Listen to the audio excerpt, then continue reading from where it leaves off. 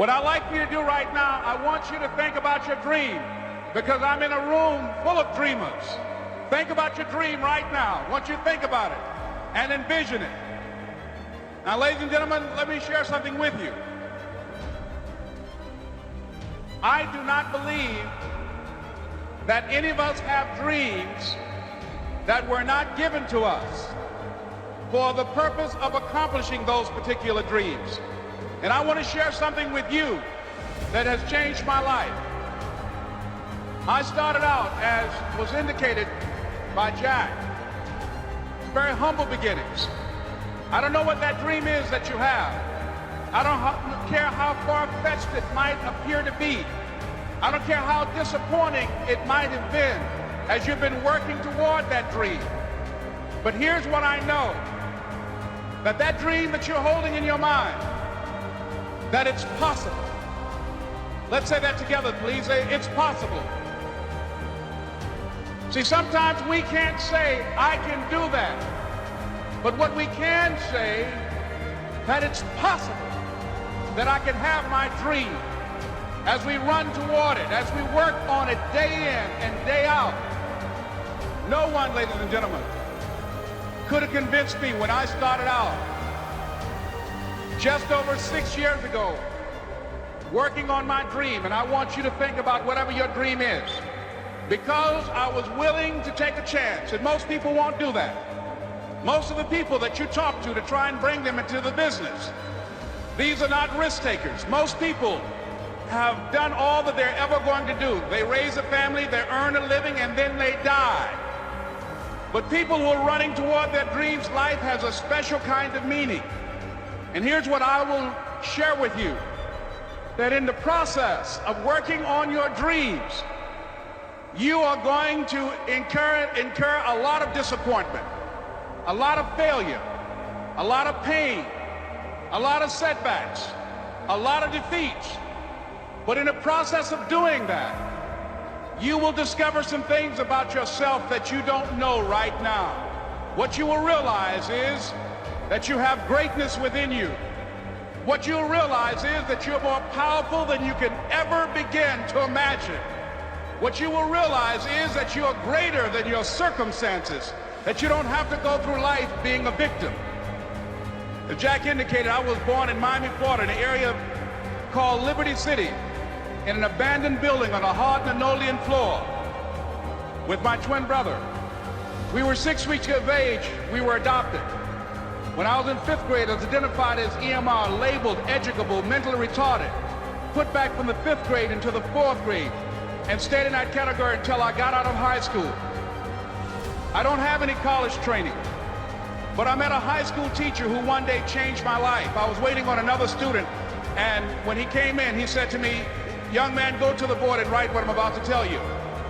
And I said, I can't do that, sir. He said, "Why not?" I said, "I'm not one of your students."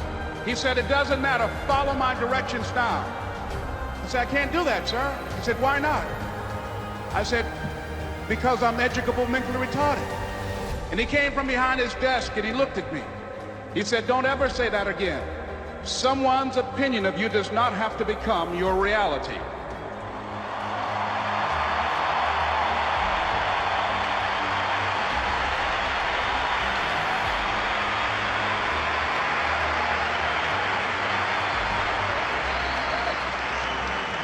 And that man, Mr. Leroy Washington, did something for me. He started planting seeds in my mind that enabled me to begin to dream, as Dexter has been doing for you. And ladies and gentlemen, I started working on my dream. And most people don't work on their dreams. Why? For many years I didn't. One is because of fear. The fear of failure. What if things don't work out? And the fear of success. What if they do and I can't handle it? The other thing is that most people, ladies and gentlemen, they get comfortable. They stop growing, they stop working on themselves, they stop stretching, they stop pushing themselves, and they end up becoming very cynical about life, and they throw in the towel on themselves, and on their families, and on their dreams. And the other thing is that most people don't feel worthy. What I'm doing now, I could have been doing years ago.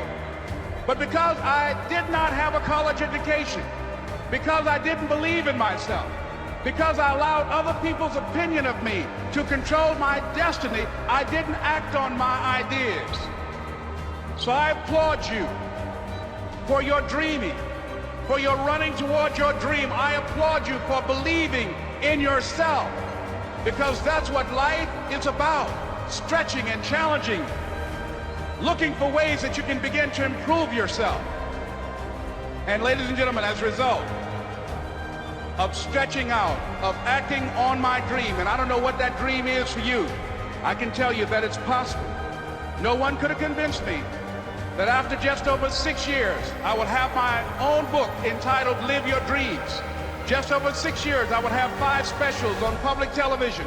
Just over 6 years, I've done motivational speaking for AT&T, Procter & Gamble, McDonald's Corporation, Xerox, IBM. Just over 6 years. I will now have my own talk show that will premiere on Monday, Labor Day. I'm saying to you, your dream is possible. Your dream is possible. But not only is it important that you believe and begin to know that it's possible for you to live your dream as you run toward it, but I've done something that I want to share with you called Choosing Your Future. In fact, I've developed a set of tapes talking about how to begin to create your own reality by choosing your future. And not only is it important for you to know it's possible for you to choose your future, but it's necessary that you work on yourself, that you develop yourself. It's necessary that you get the energy drainers out of your life, people who don't want anything. It's necessary to know that everybody won't see it, that everybody won't join you, that everybody won't have the vision. It's necessary to know that a lot of people like to complain, but they don't want to do anything about their situation, that you are an uncommon breed. You know, you have to know within yourself that I can do this. Even if no one else sees it for me, I must see it for myself. That's necessary. It's also, ladies and gentlemen, necessary that you be creative when you're working on your ideas, that you understand the importance of changing up, of readjusting your strategies. Many times we can have a great idea, but if you're not advancing it in the right way and things don't happen, you become discouraged and think the idea doesn't work. No, that's not true. It's necessary that we become creative. I remember when I was in New York walking down the street, and a guy approached me and said, "Hey, mister, can I shine your shoes?" And I said, "No, I'm in a hurry. I don't have time." I kept walking. Someone else said, "Hey, man, your shoes look clutty. May I shine your shoes?" I said, "No, I don't have time. I'm sorry, I'm busy." And I was walking fast, and many people solicited me for my business. And then finally, a young man stepped in front of me, and he said, "Excuse me." And he started counting, 97, 98, 99, 100. He said, "Sir?" I said, "Yes." He said, "Come here, please." I said, "What is it?" He said, "Today is my birthday. And every year, just to thank God for another year of life, the 100th person who passes my shoe shine stand, I offer them a free shoe shine. Would you give me the honors?" I said, "Why, sure." I got up on the shoe shine stand, George, and I sat there and he shined my shoes diligently. And when I got down, I looked at them, they were sparkling. And I was walking away and I said, "Thank you." And I stopped, I said, "Excuse me, but how much do you usually charge?" He said, "Only $2. I said, "I tell you what, today is your birthday. Here's $5, keep the change." He said, "Thank you." As I was walking away, looking in the opposite direction at other people coming, he started counting again. 97, 98, 99, 100. It's necessary that you be flexible, that you are always thinking of how can I improve this better. This is a customer-driven economy. It's necessary for you to always explore various ways in which you can improve the quality of service that you're providing for the people in your organization. I remember something, a major company had talked about the extra value service they were providing for their customers. And the lady who had the news conference summarized it this way. She said, "It's not our intention to satisfy our customers or to please our customers. Our intention is to amaze them." It's necessary, if you're going to compete today, that you look for ways to amaze your customers by being one of those individuals that keep your commitments, that keep your word, that's relentless. It's necessary as you work with the people that you bring into your organization that they see that you are a good example of a person to work with because you model integrity and determination and ambition and truth and honesty and the way in which you conduct business.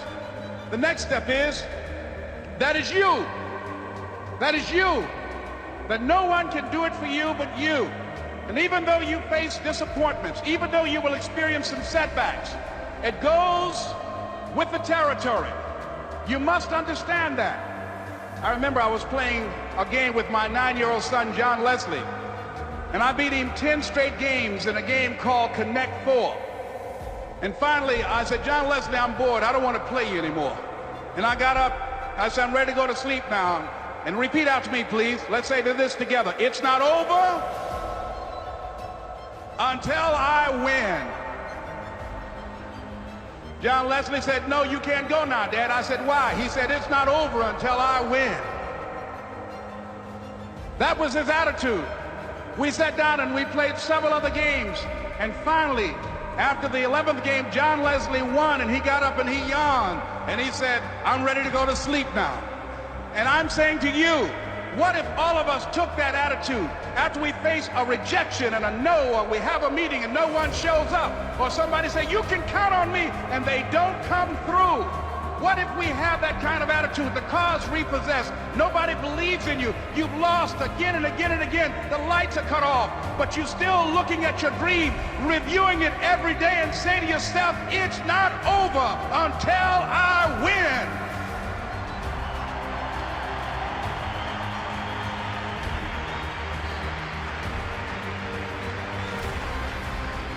Life will yield to you. Now here's the next step. Repeat after me, please. It's possible. I can live my dream. It's necessary. I work on myself. Surround myself with winners. Become creative. It's me. I've got to make it happen. It's not over until I win.